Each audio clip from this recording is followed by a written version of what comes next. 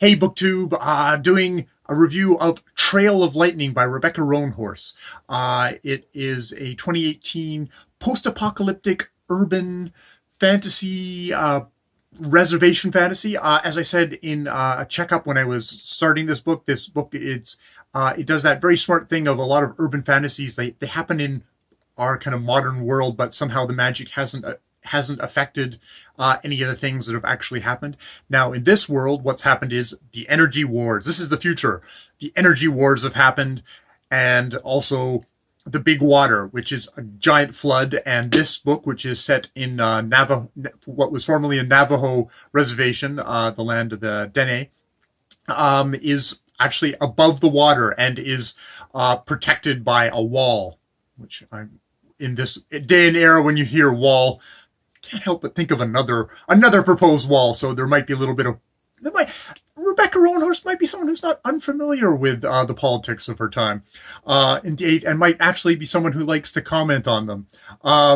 So yes, it's happening post that, and what seems to have happened is, with all this kind of conflict and environmental inundation, is that a door is opened, and basic and mythical creatures and magic has come back into the world.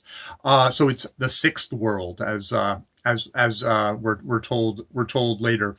So the main character, our awesome young woman on the front, is Maggie Hoske, who is a monster hunter, monster slayer.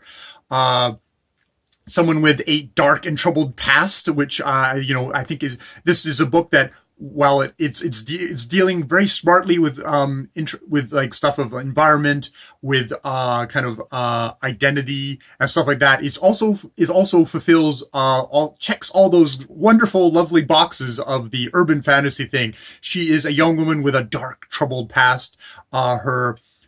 She's an orphan, raised by her grandmother killed by monsters, herself almost killed, but rescued by the immortal hero that would become her mentor, Nizgani.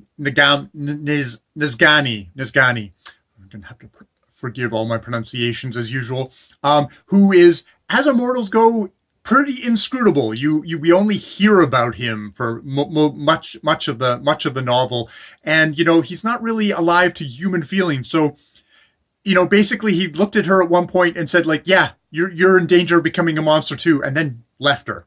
And she's been holed up in as this book opens, she's been holed up in her trailer, I think drinking and basically just, feeling completely shitty about herself. She is definitely the idea of the hero as someone who, could as easily kind of slip down the path of becoming a killer, of losing her, the innocence of what a hero is.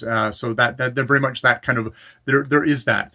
She gets joined by super hot cutie, Kai Arusio, an unconventional, I believe is how they say, super hot. They don't say that in the jacket cover. Super hot, medicine man.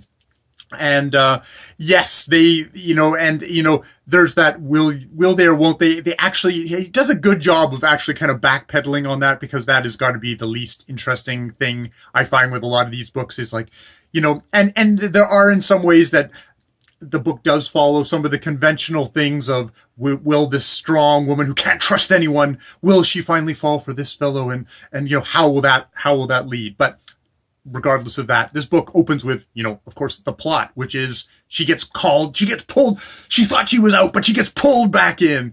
Monsters are stalking the Dene, and a little, and in the beginning, in the opening of this thing, a little girl is kidnapped. And she gets called by the family because she's basically the last resort. She has a terrible reputation. People don't trust her. They think she is a killer. It's that great kind of thing of a hero who, people, she really is a good person, but she does terrible things and people fear her for it. And the family finally comes to her because nobody else will help them. And she goes to find the little girl. And, she comes upon, this is the very opening bit, but I think it's a very emblematic of, she comes upon the monster laying on top of the little girl, and she can hear them, kind of them, mewling, whimpering cries of that little girl as the monster in the shape of kind of a horrific kind of a male shape lying on top of the girl, and he's like sucking at her neck. And while it's like, yeah, he's chewing on her neck, you also get that the obvious like kind of horrible sexual idea of a big male creature sucking on the neck of a little girl. And it does not go well for the little girl. But that kind of idea of this is the thing where I really like fantasy that uses supernatural, uses fantastical stuff to express the horrific and terrible stuff that actually happens in the real world. That little girls having huge monstrous men on top of them is something that, you know, is a part of history, very much a part of the history of Native Americans in North America, both Canada and the United States. And there's a quick mention at the beginning of, they can still remember residential schools and all that history, which is, this is a fantasy world happening in the future, and this is all talking about now. And so the book is really good at getting into all of the kind of the nasty, gnarled stuff, but expressing it with fantasy tropes. And indeed that little bit there of like, oh, when we came to that scene, it's like, okay, yeah, this is a writer who's going to tap into this stuff and is going to make you feel stuff, and not feel stuff in a, ooh, magic, happy, mystical kind of, but no, in a, yeah, this is stuff that should make you feel uncomfortable. This is stuff that will it expresses something, I guess, in a way that for people who like their fantasy, it's a way of dealing with the real world on a different level. You should be dealing it with on an actual conscious level, but there's also in your entertainments, in your fantasy, I think it should also be it's rewarding for it to be there, and it taps a part of myself which I find amazing. And yeah, this author really does that. This is it's the first book in a series, so there is a ton of world building, and you can feel the author working hard. In some ways, I sort of look forward to later books where you can ease off a little bit from the world building and get more into the character. The romance thing I'm not so fond of, and I'm hoping that's going to get kind of backpedaled on, if there is a romance. In some ways I saw the twist in sort of some of the relationships fairly clearly.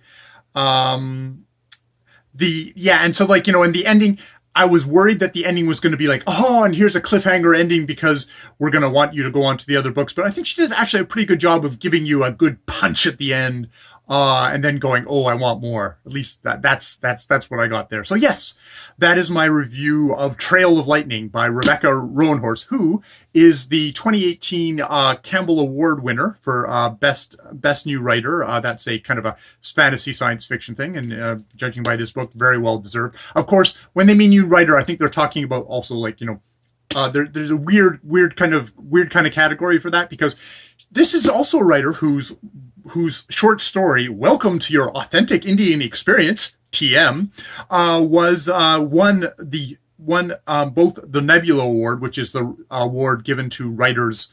This is a short story, and it was given to her by just generally the writers, the professionals in the field, which not to be snobbish, but sometimes that can hold a little bit greater weight than when it's sort of a more popularity contest, where you can get awesome works, but they can be more familiar and easy to go.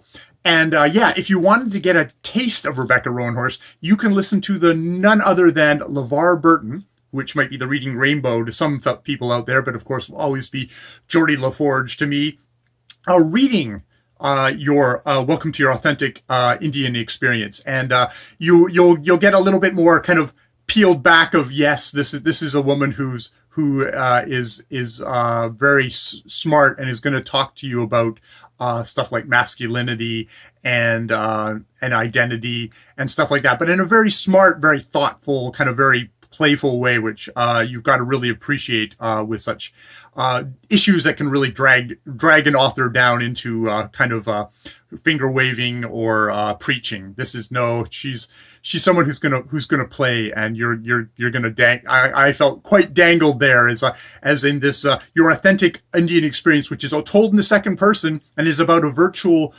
reality thing where it's the main character gets to it works at this terrible place where he hosts tourists to come in to get to play Indians and have vision quests, and does it in the second person. So as a white reader, I get to virtually have that experience, which is like, so there's so many different levels there. It really gives you a clear sense of how smart and thing reader great an author she already is in the short story form, just judging by that single story, which has won like freaking all the major awards of the fantasy and science fiction field.